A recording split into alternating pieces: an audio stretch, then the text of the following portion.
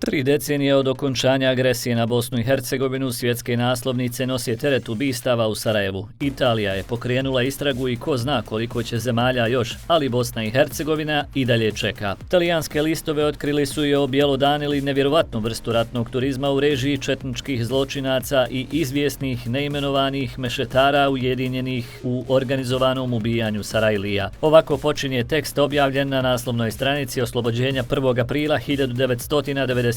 godine pod naslovom Snajperski safari u Sarajevu. Torinska stampa donosi kao svoj prilog toj strašnoj vijesti autentično svjedočanstvo svog novinara. Giuseppe Zaccaria piše da ga je na Palama neki gospodin u odori srpske vojske doveo na kraj svog vrta, do barake, jedva nešto veće od pseće kućice. Na tlu je bio gumeni madrac, na suprotnom zidu prozorčić, u njemu uglavljena snajperska puška. Pogledaj, ponudio mu je gospodin. Kroz dalekozor su se jasno vidjele osobe koje su pretrčavale snajpersku aleju između Holiday Inna i skeleta nebodera koji je nekad bio hotel Bristol. Na nišanu se pojavila neka starica. Hoćeš li pucati? Srpski gospodin velikodušno se odrekao vlastite zabave da bi je ponudio gostu, piše u nastavku teksta. 30 godina poslije okončanja agresije na Bosnu i Hercegovinu svjetske naslovnice još nose teret ubistava u Sarajevu. Tužioci u Milanu pokrenuli su istragu protiv talijanskih državljana zbog namjernog ubistva sa otežavajućim okolnostima okrutnosti i podlih motiva. Talijani su navodno davali ogromne sume novca kako bi tokom opsade Sarajeva mogli da budu vikend snajperisti koji ubijaju građane zabave radi. Talijanski novinar i pisac Ezio Gavazzeni, čije je obraćanje tužilaštvu u Milanu dovelo do otvaranja istrage, izjavio je da u zločinačkim turama nisu učestvovali samo Talijani, nego i bogati državljani drugih zapadnih zemalja. I belgijski tužioci mogli bi otvoriti istragu o navodnom snajperskom turizmu koji se provodio tokom opsade Sarajeva 90. godina, ako su u njega bili uključeni belgijski državljani, prema riječima bivšeg međunarodnog sudije Chrisa van der Wingarta. I u Sjedinjenim državama je bilo govora o pokretanju istrage o krvavim vikend safarijima u Sarajevu. I ko zna u koliko još zemalja, ali šta je sa Bosnom i Hercegovinom, gdje su naši tužioci, istrage, dokazi, naše presude. U tužilaštvu Bosne i Hercegovine je predmet formiran 2022. godine na temelju prijave nekadašnje gradonačelnice Sarajeva. Predmet je u radu i tužilačka odluka još nije donesena, stoji u odgovoru tužilaštva za oslobođenje. U Bosni i Hercegovini je sve to zataškano. Mislim da je to zbog toga jer je u Bosni to i dalje otvorena rana. U zemlji žive 3 etničke grupe, bošnjačka, srpska i hrvatska. Otvaranje procesa ovakve prirode koji bi optužio jednu od tih grupa mogao bi izazvati velike tenzije. To je moj utisak. Ipak želio bih da vidim da se 2 ili 3 osobe izvedu pred sud, kazao je Ezio Gavazzeni.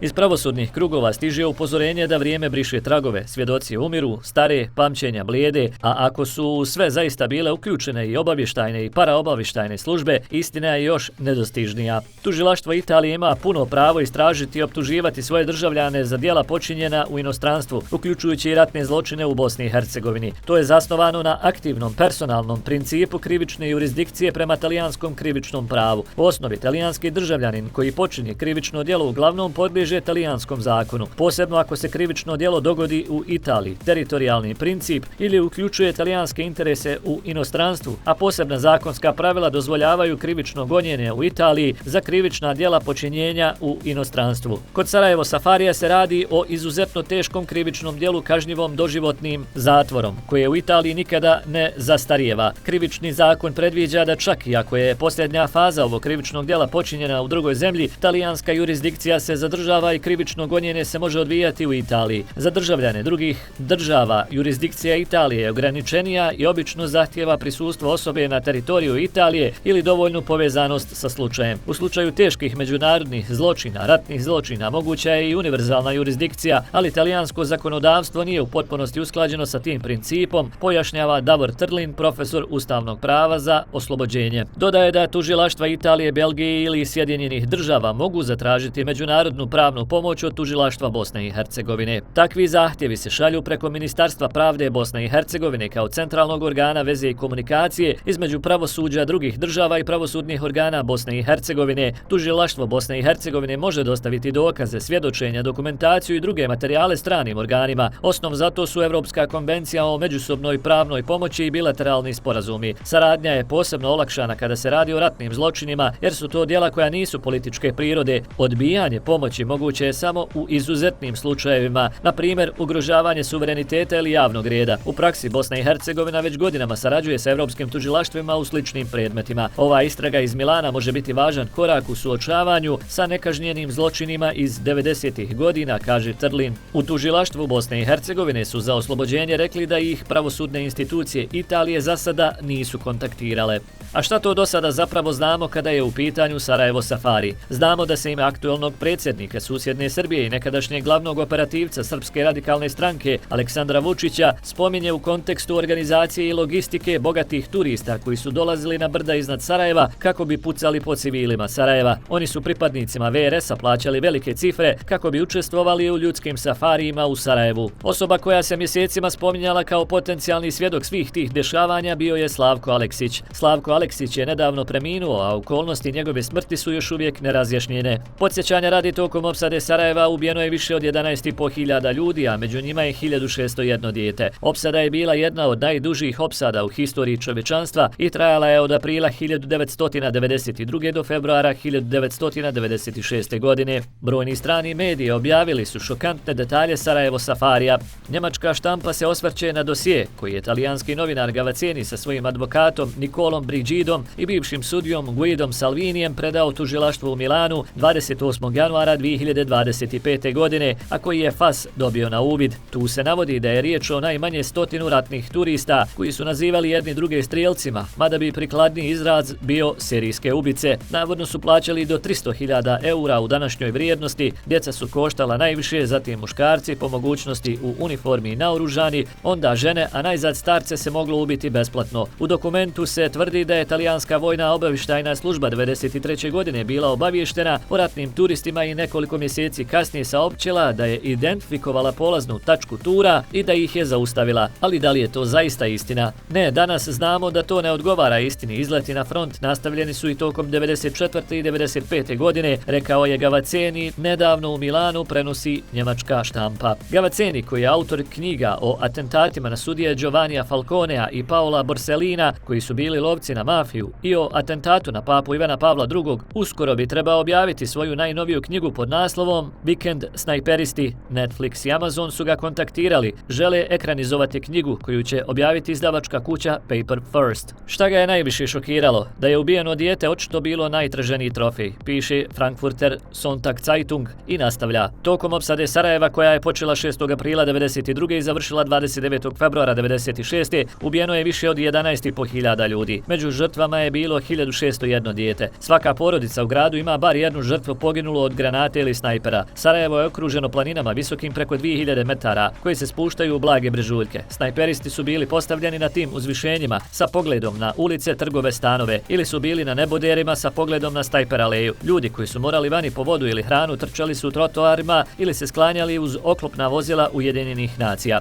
Među mecima koji su stizali iznenada i tako reći nijotkud, prema Gavacenijevim istraživanjima, bilo je i onih koji su ispaljivali stranci vikend snajperisti koji bi dolazili petkom, ostajali 2-3 dana, a onda se u nedjelju vraćali kući i u ponedjeljak nastavljali svoje normalne živote. Gavazzeni je od krimologinje Martine Radiće naručio profil počinilaca. Bili su dobrostojeći iz viših slojeva društva, poput ljekara, sudija, advokata, notara i poduzetnika, skloni lovu. Sve se temeljilo na traženju adrenalina. Bila je to radost ubijanja, jednom osjetiti moć da možeš ugasiti život čovjeku s kojim te ništa ne povezuje, kaže Gavazzeni za njemački list. U početku se govorilo da su među učesnicima bili desničari. To je dezinformacija, ne potiče od mene, objašnjava Gavazzeni. Ne vjerujem da je političko ili ideološko uvjerenje igralo bilo kakvu ulogu. Da li je razgovarao sa ljudima koji su vidjeli strance kako pucaju, kaže da. Prvi put je saznao za ratne turiste u Bosni i Hercegovini u martu 1995. iz članka u Corriere della Sera. Bio sam zgrožen i godinama sam o tome razmišljao. Počeo je pisati thriller na tu temu, ali ubrzo sam shvatio da premalo znam. Sve bih morao izmisliti, pa sam odustao. A onda je u jesen 2022. godine izašao film Sarajevo Safari slovenačkog režisera Mirana Zupanića. Gavaceni je pisao Zupaniću, koji mu je poslao link i dostupne podatke. Najviše su ga potresle izjave bivšeg pripadnika bosanske obavještajne službe Edina Subašića. Gavaceni mu je pisao: otpočela je intenzivna komunikacija koja je dio dosjea. Citat iz e-maila Edina Subašića iz novembra 2024. navodi: krajem 1993. godine sam iz dokumenata bosanske vojne obavještajne službe tokom ispitivanja zarobljenog srpskog dobrovoljca saznao za ovaj fenomen. On je rekao da je s njim iz Beograda došlo 5 stranaca. Najmanje trojice su bili Italijani. Sastajali su se u Trstu, zatim bi odletjeli do Beograda, potom su prebacivani u Mostar ili Sarajevo. Od Subašića potiče izjava da je talijanski vojni obavještajni servis tvrdio da su te ture zaustavili.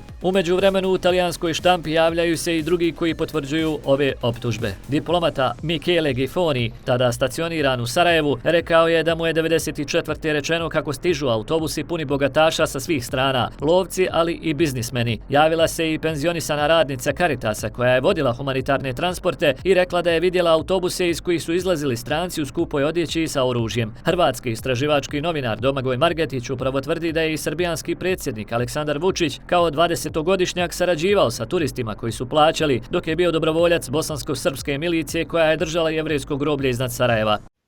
Na pojedinim lokacijama u Sarajevu gdje je jedinica Slavka Aleksića imala također pristup, u napuštenim zgradama, u polunapuštenim zgradama, koristili su napuštene i opljačkane stanove kako bi u njima pripremili za svoje, morbidno je reći, ali tako je bilo, za svoje turiste, lovce na ljude, posebna snajperska gnijezda, koja su bila nešto komfornija od običnog položaja na terenu. Dakle, to su bila uređena snajperska gnijezda u napuštenim, opljačkanim, poluuništenim stanovima koja su koristila za dolazak stranih lovaca na ljude, stranih turista, koji su onda i sa tih pozicija, znači iz takvih stanova koji su prenamijenjeni u snajperska gnijezda za snajper turiste, za strance koji su dolazili na te ljudske safarije u Sarajevo, samo za njih su držali te pozicije u napuštenim stanovima kako bi oni mogli doći iz nešto komfornijeg ambijenta, gađat ljude, pucat na civile u Sarajevu.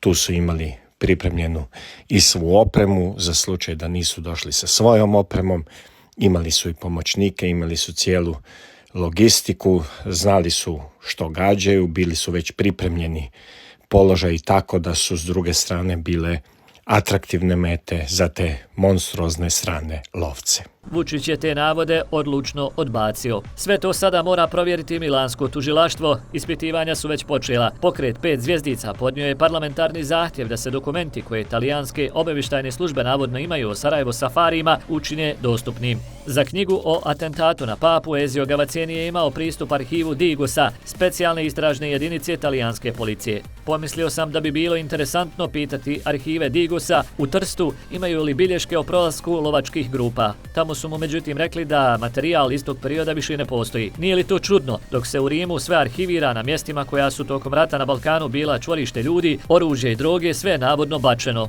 Neke stvari koje priča zvuče gotovo kao teorije zavjere ili kao zaplet iz trilera, piše dalje njemački sedmičnjak. Očekivao je prijetnje, ali nije ništa stiglo, a iskreno to nije dobar znak. Mislim da neko čeka da vidi šta će knjiga otkriti. Milanskom tužiocu Alessandru Gobiju predao je i listu imena osoba koje je identifikovao kao učesnike safarija. U knjizi ih neće imenovati. Ako pravosuđe dođe do istih zaključaka kao Gavaceni i ako se uspije uhvatiti makar jedan čovjek koji je učestvovao u smrtonosnim safarijima, to bi moglo biti suđenje stoljeća. Indicije su cijelo vrijeme bile tu. Trebalo ih je samo povezati. Što je Gavaceni radio za svojim laptopom u food courtu jednog tržnog centra, zaključuje na kraju članka list Frankfurter Sonntag Zeitung.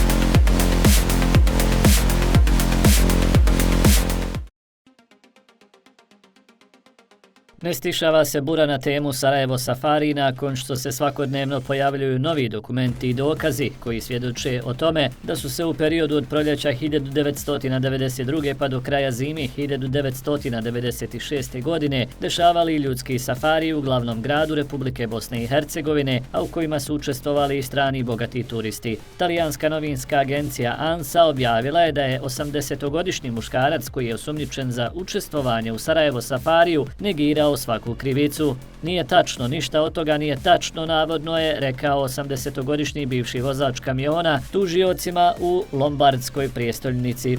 Advokat Giovanni Menegon rekao je novinarima da je njegov klijent odgovorio na pitanja tužilaca i policije i ponovo potvrdio svoju potpunu nevinost. U oktobru su tužioci pokrenuli istragu o onome što su talijanski mediji nazvali vikend snajperistima ili ratnim turistima. Uglavnom se radilo o bogatim ljudima, zaljubljenicima u oružje i simpatizerima krajnje desnice koji su se okupljali u Trstu i odvođeni na brda oko Sarajeva gdje su pucali na civile i zabave. Novine Il Giornale prošle godine su izvijestile da su potencijalni snajperisti plaćali snagama bosanskih Srba do 100.000 eura dnevno za pucanje na civile ispod sebe. Osumnjičeni kojeg talijanski mediji opisuju kao zaljubljenika u lovi i osobu nostalgičnu za fašizmom, navodno se javno hvalio da je išao u lov na ljude. Izjave svjedoka, posebno stanovnika njegove mjesne zajednice, pomogle su istražiteljima da prate osumnjičenog, rekla je za AFP freelance novinarka Marijana Maurino. Prema svjedočenjima on bi svojim prijateljima u seoskom baru pričao šta je radio tokom rata na Balkanu, rekla je Maurino, koja je istraživala optužbe i sama je bila ispitivana u okviru istrage. Osumnjičeni je opisan kao snajperista, neko koji je uživao odlazeći u Sarajevo da ubija ljude, dodala je. Osumnjičeni je u nedjelju lokalnim novinama Messaggero Veneto rekao da je bio u Bosni tokom rata, ali radi posla, ne zbog lova. Dodao je da su njegove javne izjave bile preuveličane i da nije zabrinut. Istraga pokrenuta prošle godine uslijedila je nakon žalbe talijanskog novinara i pisca Ezija Gavacenija, zasnovane na optužbama iz dokumentarnog filma Sarajevo Safari slovenskog režisera Mirana Zupanića iz 2022. godine. Gavacenija je u augustu 2025. kontaktirala bivša gradonačelnica Sarajeva Biljana Karić, koja je podnijela žalbu u Bosni i Hercegovini 2022. godine nakon emitovanja istog dokumentarca. Tužilaštvo Bosne i Hercegovine je potvrdilo AFP-u da poseban odjel za ratne zločine istražuje navodne strane snajperiste tokom opsade Sarajeva. A hrvatski istraživački novinar Domagoj Margetić, koji svako malo izađe u javnost sa novim informacijama na temu Sarajevo Safari, sada se pojavio sa novim detaljima. Iako pojedini novinari na Balkanu tvrde da su Margetićevi dokumenti koje svakodnevno objavljuje lažni, on tvrdi da se radi o plaćenicima koji rade po nalogu određenih službi i ljudi koji su upleteni u cijelu priču. Margetić je objavio novi dio razgovora sa izvjesnim Aleksandrom Ličaninom, kojeg spominje kao svjedoka dešavanja u opkoljenom Sarajevu, a koji je tokom opsade glavnog grada Bosne i Hercegovine bio na srpskoj strani, odnosno strani onih koji su pucali po Sarajevu. Aleksandre, nastavljamo naš razgovor od zadnji put i htio sam te pitati, obzirom da si cijelo vrijeme rata bio na Grbavici, dakle svo vrijeme, kao što si rekao, dok je i Vučić tamo boravio, radio što je radio, ti si i sam vidio da je Vučić dovodio strance da snajperima pucaju po civilima. Pa Grbavica nije mala, Grbavica je, sve se zna, znači ništa se sakriti ne može, sve se vidi, sve se zna, tako da nije to Velegrad, to je malo mjesto. To. Malo prije si mi pričao o udarnoj petorki, takozvanoj. Koga ste zvali udarnom petorkom? Brne, Vaske, Aleksić, Šešelj, Vučić. Znači to je bila udarna petorka? Udarna petorka. Šta je radila udarna petorka? Šta nisu radili, bolje pitati. Ubijali su djecu, kako smo rekli prošli put, starce, žene, po Sarajevu, civile. Poslije toga silazili i serili dole po kafićima, žderali, pili. Kafići se praznili zbog njih. Morali se isprazniti. Zbog četnika. Znači ta udarna petorka je bila ta koja je na terenu organizirala ljudske safarije.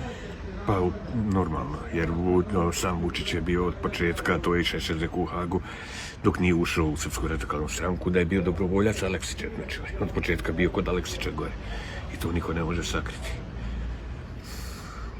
Istina se, taj snimak ima, postoji. Naš generalni sekretar, Aleksandar Vučić, pre ulaska u stranku bio je dobrovoljac kod Slavka Aleksića na Jevrejskom groblju. I Aleksandar Vučić je slavio sa tim strancima, kad su, pričali smo malo prije... On je bio kod njega gore. On je bio kod njega gore. Nakon što bi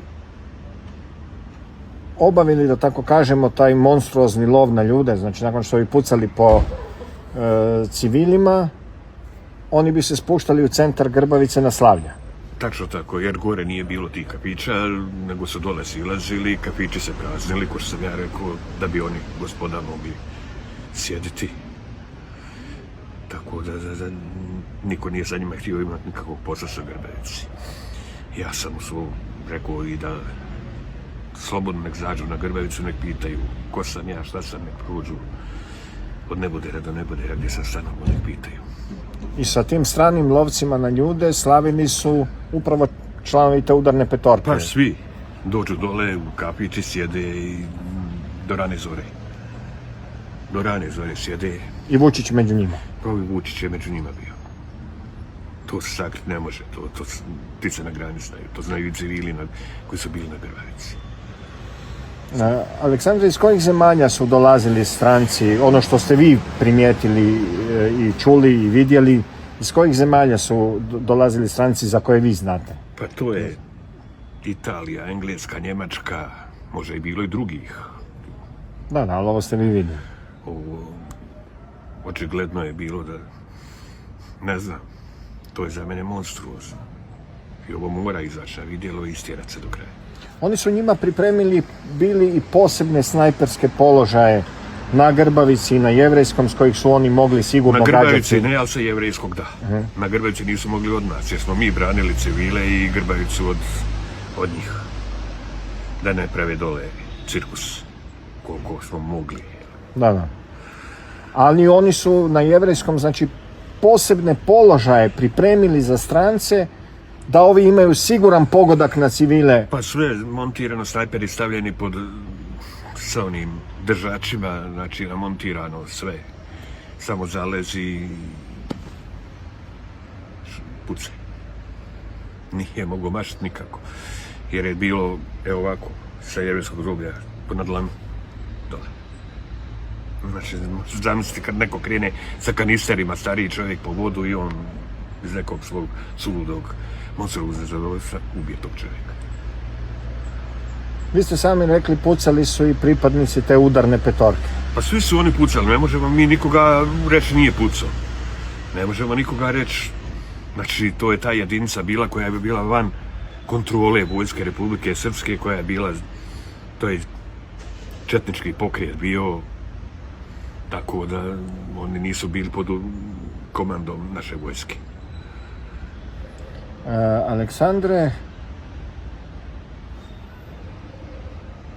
Aleksandar Vučić uporno tvrdi da tamo nije bio. Uporno tvrdi da to nije radio. Dakle, vi sami kažete, Aleksandar Vučić je pucao, bio je tamo, organizirao je, bio je sa strancima, vodio je strance. Pa bio je, pa bi na federalnoj televiziji isplivali snimci. Gdje se vidi on? Sa Aleksićem, sa snajperom na ramenu, u maskinoj uniformi, pa kaže da je to montirano. Bilo je to na federalnoj televiziji, jedne emisije. Znači, vi ste svi to gledali, znači vidjeli ste ih tamo, oni su praktički to javno radili, nije to bila neka tajna na Grbavici. Kakva tajna? Oni su uživali u tome. Ja ne znam kakav to može biti bolesni um da to radi. Kako oni spavali. Znači, nakon što bi, recimo, ne znam, oni sa položaja na Jevrejskom groblju pucali u djecu, Vučić i ekipa su dolazili na Grbavicu i slavili. Dođu, Aleksić dođe sa svojim onim džipom sa mrtvačkom glavom kao prethodnica, oni dođu za njim. Čim se vidi Aleksić, odmah se kafići prazne, znači dolazi ekipa. Margetić je nedavno objavio da su mu saborci preminulog Slavka Aleksića ostavili veliki dio njegove ratne arhive koju je čuvao, a koju je svojim saborcima predao u slučaju da mu se desi nešto nepredviđeno. Podsjećanja radi, Aleksić je nedavno preminuo u Trebinju pod još uvijek nerazjašnjenim i čudnim okolnostima, iako mnogi koji su ga poznavali kažu da je bio dobrog zdravstvenog stanja, a samo nekoliko dana prije smrti jednom mediju je čak dao i intervju u kojem je govorio o svom učešću u ratu u Bosni i Hercegovini. Premijer Srbije je došao samo jedan put na Evropsko doba, ali to je bilo negdje u ratu. On je bio kao mlad student i došao je ispomoć televiziji Srna na Palama. Samo sam ga jednom vidio sa ekipom koja je pravila neku reportažu za televiziju, pripremano neki prilog za Dnevnik. Tada se otvorila borba, kao i svaki dan, otišli su bez snimljene reportaže. Nikada više nisam vidio na Everskom groblju. Gledao sam na televiziji da je pričao da je bio nekoliko mjeseci u mojoj jedinici i tako dalje, međutim, ništa od toga. Ja sam bio na svojim položajima i vidio sam da dolazi ekipa televizije, znao sam sve, te momke koji su bili, koji su i snimatelja i reportera i tako dalje. Vidio sam tog mladog, visokog momka. Nisam znao ko je, posle su mi rekli da je Aleksandar Vučić. Posle on to sam izjavljivao na nekim mitinzima i na televiziji i tako da. Znao sam ga, mislim iz stranke, posle sam ga upoznao i znao sam ko je Aleksandar Vučić. On je bio na televiziji kao lektor. Tako su mi bar rekli. A što se tiče ratovanja, ne, od mene ništa nije dužio, niti je bio kod mene, nema šta za dužiti. Ja sam vodio evidenciju svim koji su dolazili tu, razumiješ, imamo svoju arhivu, imamo sve. Tačno se zna ko je bio, koliko je bio, šta je bio i tako dalje. Vučić se nikad nije pojavio u mojoj bazi, osim tada sa televizijskom ekipom Srna. Iako je Slavko Aleksić u posljednjem intervju rekao kako nije previše poznavao Aleksandra Vučića tokom rata, te da ga nije previše viđao na terenima iznad Sarajeva, osim u jednom slučaju, Margetić je prije nekoliko dana također objavio dokument u kojem se vidi naredba Slavka Aleksića oko propuštanja Aleksandra Vučića na kontrolnim punktovima. Pojedini novinari sa Balkana već su objavili da su Margetićevi dokumenti lažni. Slavko Aleksić je 17.9.1993. potpisao naredbu kojom se naređuje jedinicama pod kontrolom centralne otadžbinske uprave Srpske radikalne stranke da osiguraju nesmetano kretanje Aleksandru Vučiću, dobrovoljcu koji prati inozemne goste Novosarajevskog četničkog odreda. Ovu naredbu su mi dali Aleksićevi saborci. Naredba predstavlja jedan od ključnih dokumenata koji dokazuje sudjelovanje Vučića u ljudskim safarijima u ratnom Sarajevu, napisao je prije nekoliko sedmica Margetić. Kod organizacije monstruoznih ljudskih safarija u ratnom Sarajevu najvažniji je bio logistički lanac koji je opsluživao klijente od trenutka njihovog polaska iz Beograda za Sarajevo, odnosno za Pale. Organizacija je najvećim dijelom išla preko infrastrukture Srpske radikalne stranke. Međutim, problem je bilo naći ljude koji mogu komunicirati sa stranim klijentima, to jest lovcima na civile, žene i djecu. Sastav dobrovoljačkih jedinica koji su u to vrijeme najvećim dijelom kontrolisale ratne položaje na kojima i s kojih su organizovani safariji bio je takav da su to bili ljudi koji najblaže rečeno nisu bili reprezentativni, odnosno nisu ih mogli dati kao vodiče stranim lovcima. Konkretno na položajima dobrovoljačke jedinice pod komandom Slavka Aleksića samo su dva čovjeka govorili strane jezike. Zlatko Novaković, poznatiji kao Zek Novak, i sadašnji predsjednik Srbije Aleksandar Vučić. Pritom Zek Novak, inače državljanin Amerike, bio je angažovan kao lični tjelohranitelj i prevoditelj samom Aleksiću, pa nije mogao svoje puno vrijeme posvetiti vođenju stranih lovaca i prevođenju za te klijente. Vučić je u više navrata tvrdio da ništa ne zna o ovim saznanjima, te da nije upleten u priču oko Sarajevo safarija. Treba nam neko ko zna engleski i vodi ove strance, montaj ti njih ili radi s njima ko što ove muslimani rade s njima. Treba nam neko ko nešto zna, ko nešto ume da priča na tom stranskom jeziku i tako dalje. Sve vreme, kad ne znaju šta će, evo ga snajperista sa brda sarajevskih. Da si pucao? Nikada nisam bio nikakav snajperista, niti sam pucao. Si držao neka sa brda? Ne. Znam, u mojoj četi u vojsci držao je Balaž, znam se zvao Balaž iz Čantavira kod Subotice. Je super momak. Sve su izmislili. Pa su u fotomontaži mi stavili pušku umjesto kišobrana. Kažu, pa dobro, evo nije snajper, nego je puška. Iako su mediji nerijetko objavljivali nove dokaze oko terorisanja i snajperisanja stanovnika Sarajeva tokom opsade ovog grada, rijetko se dešavalo da takve osobe budu uopće procesuirane.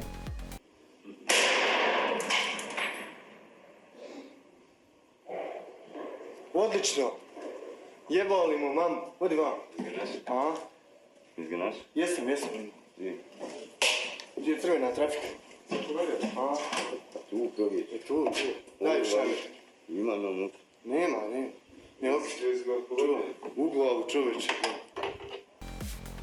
Ovo je bila svakodnevnica u Sarajevu tokom opsade. Vojnik VRS-a koji puca po stanovnicima Sarajeva i čije je snajpersko djelovanje snimljeno od strane francuskog reportera zove se Zoran Kulina. Snajperista vojske RS-a iz svog gnijezda u sarajevskom naselju Nedžarići gađao civila s druge strane linije na Lipašinom polju. Sve se odvijalo pred kamerama francuskog novinara Filipa Buffona koji je objavio ratni video na kojem se vidi kako se snajperista Kulina hvali pogodkom u glavu. Predmet o snajperskom djelovanju u Nedžarićima pokrenut 2021. nakon objave uznemirujućeg videosnimka prebačen je iz nadležnosti tužilaštva Bosne i Hercegovine u kantonalno tužilaštvo u Sarajevu. Podsjećanja radi tokom opsade Sarajeva ubijeno je više od 11.500 građana ovog grada, a od toga je 1601 dijete. Opsada Sarajeva bila je jedna od najdužih opsada jednog glavnog grada u modernoj historiji i trajala je od proljeća 1992. do zime 1996. godine.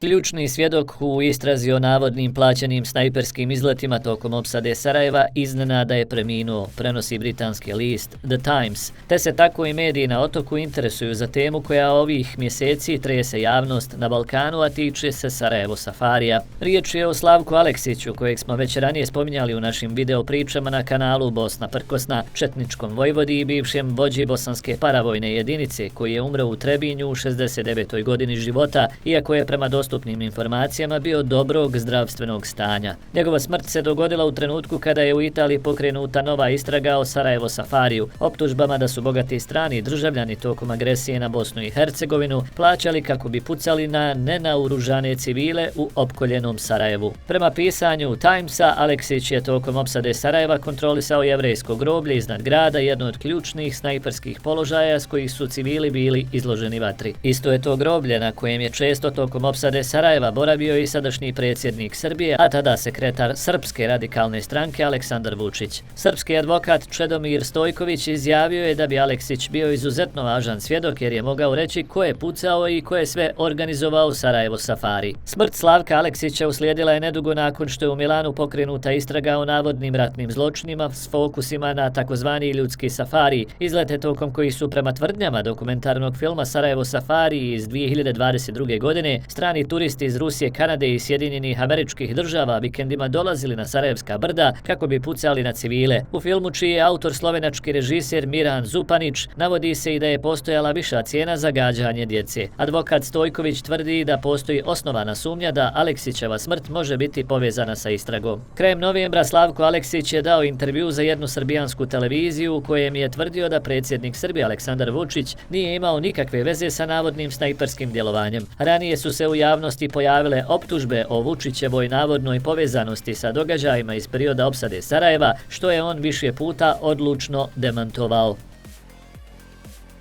Nova istraga u Italiji pokrenuta je nakon što je talijanski novinar i pisac Ezio Gavaceni podnio krivičnu prijavu, tvrdeći da su posjetioci bosanskim Srbima plaćali između 70.000 i 88.000 funti za odlazak na snajperske položaje tokom opsade Sarajeva. Preživjeli iz Sarajeva poručuju da očekuju najstrože kazne ukoliko se dokaže da su strani državljani zaista učestvovali u pucnjavi na civile, a nadu polažu u istragu koju vode talijanski tužioci koja bi mogla rasvijetiti jednu od najmrečnijih epizoda agresije na Bosnu i Hercegovinu. Sljedeći na listi nezgodnih svjedoka za Aleksandra Vučića su Zlatko Novaković, Aleksićev vozač i pratilac, te Aleksićev komandir Čete Papić, koji je sa svojim vodom bio u pratnji stranaca koji su dolazili na ljudske safarije, objavio je hrvatski istraživački novinar Domagoj Margetić. Margetić je ranije, podsjetimo, uputio hitan dopis tužilaštvu Bosne i Hercegovine u vezi sumnjive smrti Slavka Aleksića, koji će ostati upamćen kao osoba koja je imala veliku ulogu u agresiji na Sarajevo tokom opsade grada. Ugledni istraživački novinar objavio je fotografiju Slavka Aleksića na svom Facebook nalogu. Papić je klijente koje je dovodio Vučić i pratio na snajperskim položajima s kojih su lovili civile u Sarajevu. Novak je u sredini, Papić zaokružen. Aleksićevi ljudi ovih dana misle samo na jedno, ko je sljedeći da bude uklonjen kao opasan svjedok, naglasio je Margetić uz fotografiju.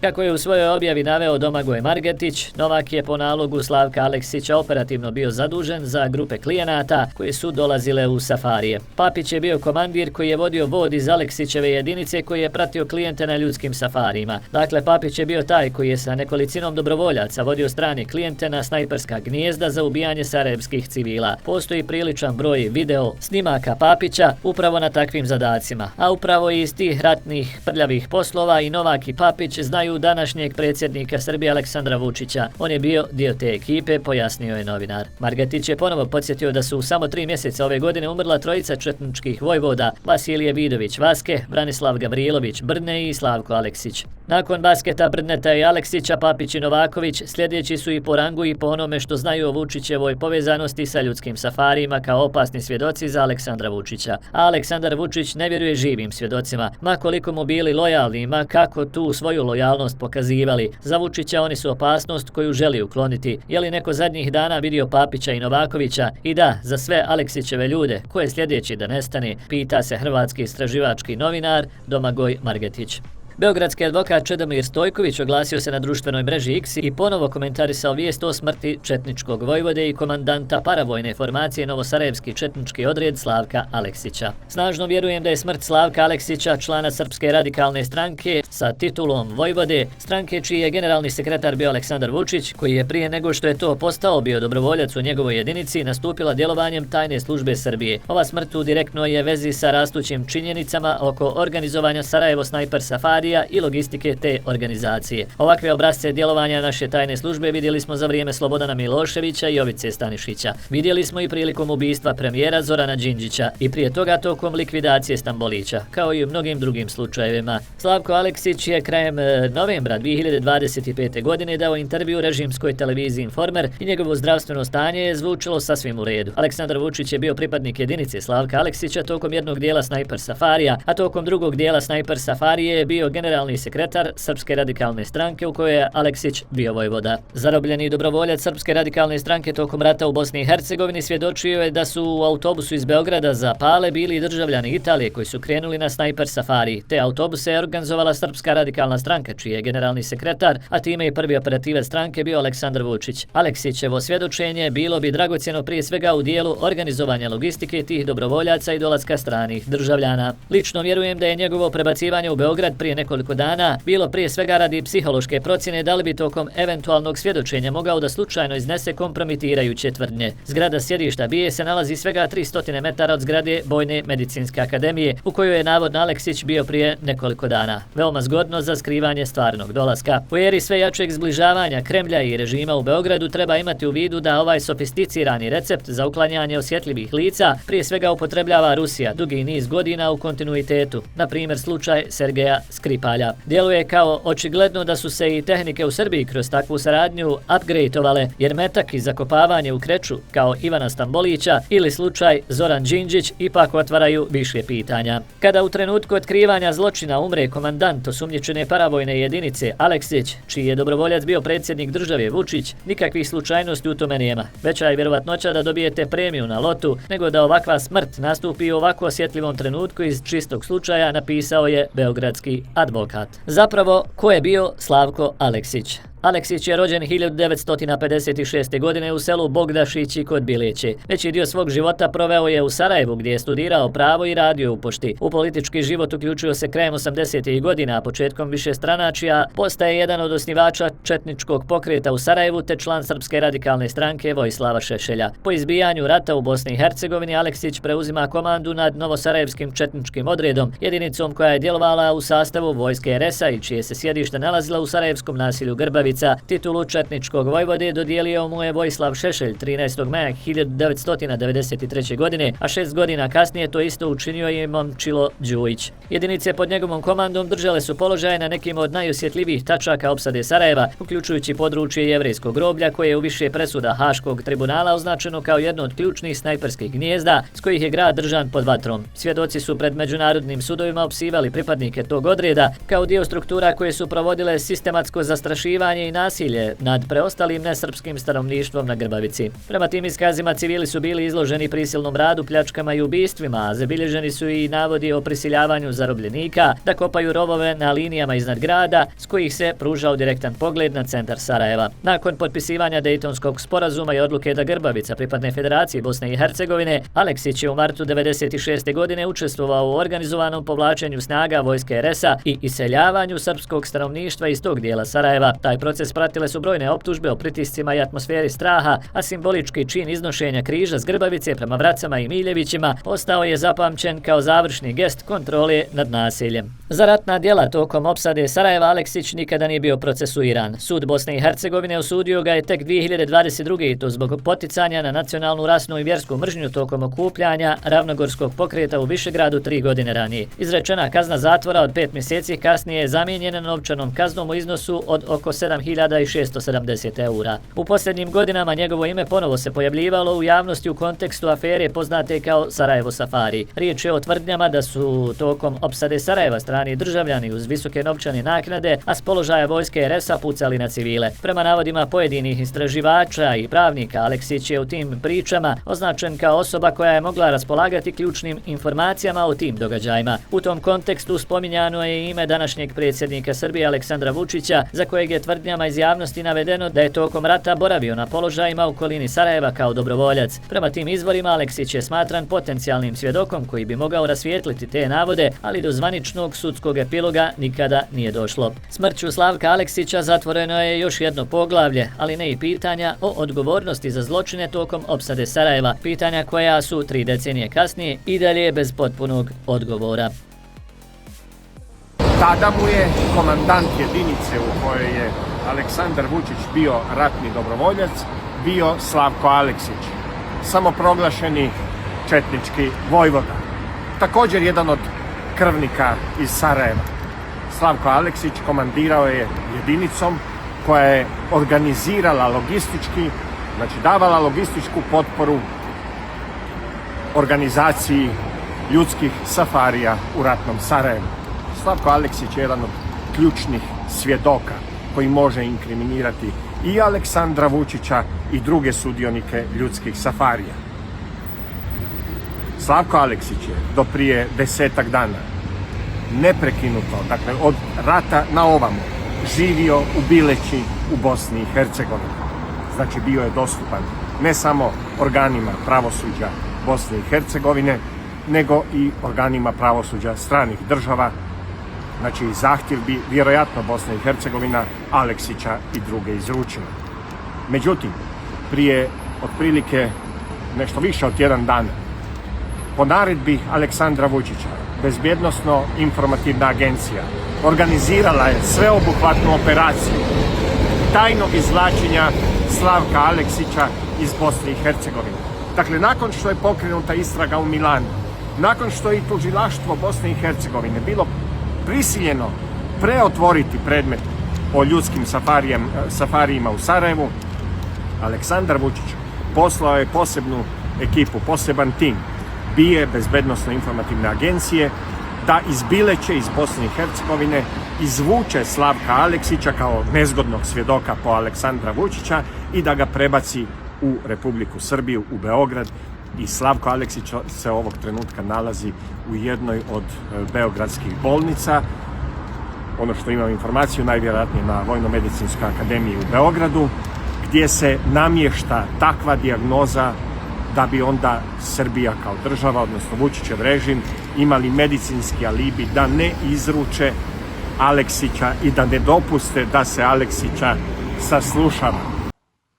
Naš generalni sekretar, Aleksandar Vučić, pre ulaska u stranku bio je dobrovoljac kod Slavka Aleksića na Jevrejskom groblju. Ali znaš Aleksandra Vučića iz najmlađih dana kad je dolazio u rodno mjesto svog dede, oca, gdje je dolazio često na letovanja, zimovanja i vezan je prilično za Bugojno i bio si prisutan kad su njegove komšije, rođaci govorili o njemu i sjećali se nekih interesantnih situacija.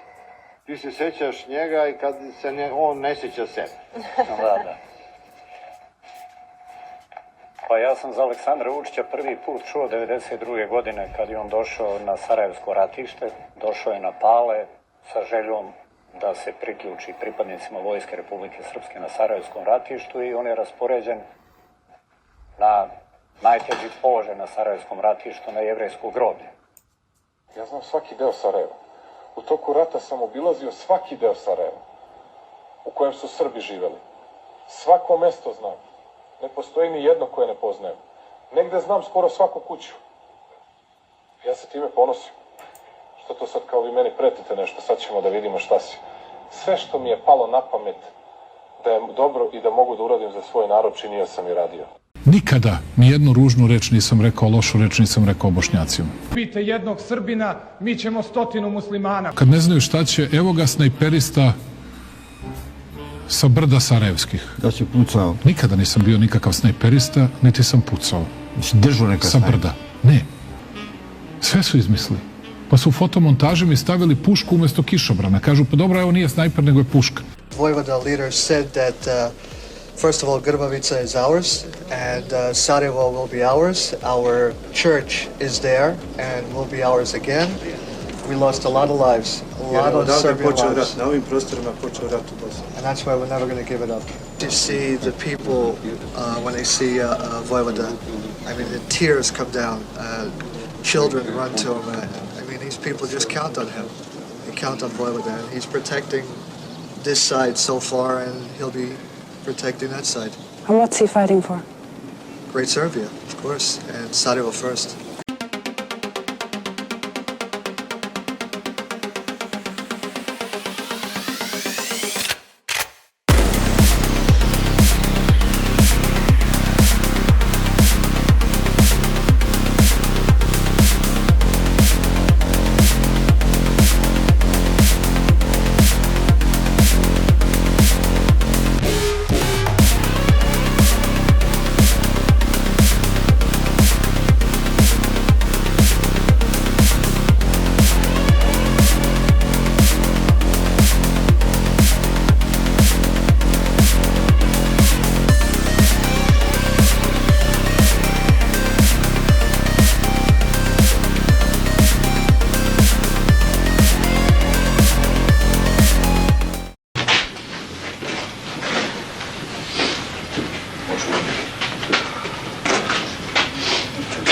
Hvala.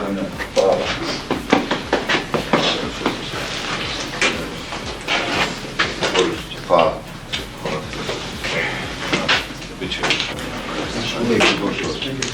Idite mi i svima nama da proverim informna u Petru. Lijepo dobrodošao. Ovo je odvodni crkveni. Hvala vam svima.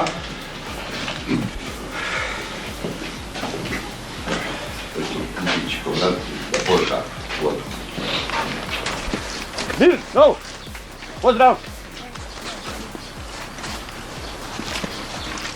Ključni svjedok u centru istrage o tome jesu li bogati turisti tokom opsade Sarajeva 1990. godina prošlog vijeka plaćali 1000 eura kako bi ubijali nenaoružane civile, iznenada je preminuo u Trebinju, iako je, kako navode mediji, bio dobrog zdravstvenog stanja. Slavko Aleksić, četnički vojvoda i bivši vođa bosanske paravojne jedinice koja je pucala po Sarajevu, umro je u Trebinju.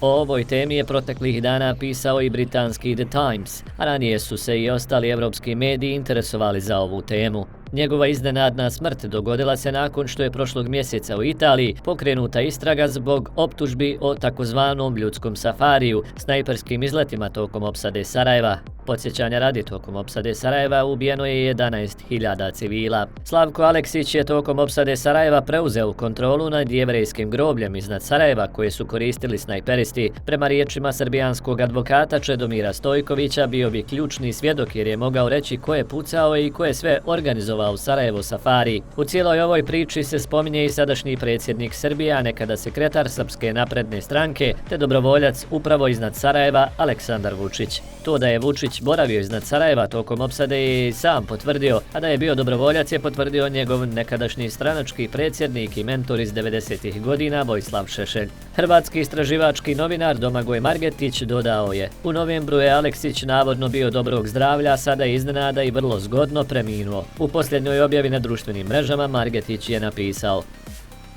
na snajperskim položajima iznad Sarajeva bio je Aleksandar Vučić i jedinica pod komandom Slavka Aleksića kojoj je Vučić kao dobrovoljac pripadao. Ponavljam činjenice. 1. Vučić je bio tamo u vrijeme kada su ova snajperska ubistva počinjena. 2. Bio je pripadnik jedinice koja je držala civile pod opsadom i organizovala ljudske safarije. 3. Bio je na položajima na kojima su bila snajperska gnijezda s kojih su ubijani civili. 4. Kriminalistički gledano bio je u vrijeme i na mjestu zločina, pa je ili počinitelj ili supočinitelj. 5. S položaja na kojem je bio Vučić, snajperima su u ljudskim safarijima ubijani civili. 6. Ovo su činjenice koje je tokom 90-ih i početkom 2000-ih više puta potvrdio i o njima govorio i sam Aleksandar Vučić ili njegovi najbliži saradnici i svjedoci, napisao je Domagoj Margetić.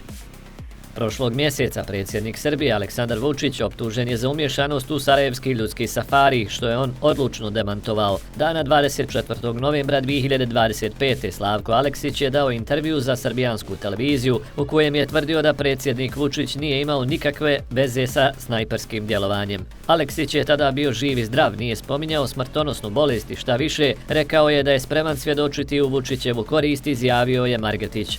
Prema njegovim navodima, Aleksić je 12. decembra rekao u radijskoj emisiji da se nalazi u bolnici u Beogradu nakon što je navodno iz Bosne i Hercegovine prebačen u vojnu bolnicu uz pomoć srbijanske tajne službe. Margetić tvrdi da mu je izvor iz jedne bosansko-hercegovačke bolnice kazao da je Aleksićevo tijelo prebačeno u Bosnu i Hercegovinu kako bi na teritoriji ove zemlje bio proglašen mrtvim. Advokat Stojković je rekao: razumno je posumnjati da je Aleksićeva smrt povezana sa istragom o ljudskom safariju i da je u to bila uključena srbijanska obavještajna služba. Margetić je pozvao tužioce da zaustave bilo kakvu kremaciju ili ukop Aleksića te da naloži obdukciju kako bi se provjerilo postoji li mogućnost trovanja Slavka Aleksića.